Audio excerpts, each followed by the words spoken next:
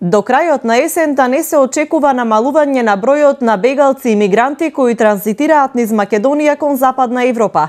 Активистите во прифатниот камп велат дека има денови кога просторот буквално е преполнет, па затоа се доградуваат и нови заштитни објекти надвор од заградениот простор на кампот во Гевгелија, каде луѓето ќе може да се засолнат додека полицијата да ги прими внатре.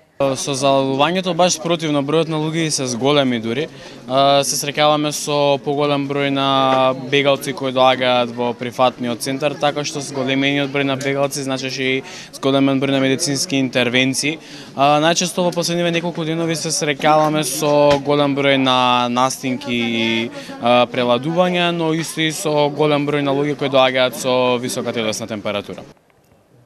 Бегалците од Сирија велат дека луѓето во нивната земја стихино ја напуштаат државата, иако минуваат долг и несигурен пат, реки народ се уште се упатуваат кон Европа. It's very cheap, Zahuman. Everyone take money to kill somebody.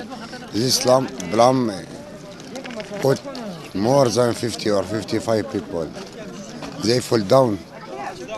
Thanks for Greek. Greek police come and take somebody from the sea. More time in this travel. Why? Open border or get out everybody. We are human. Are you know how we was life in Syria? No, tell me. We was in paradise. Everyone have everything.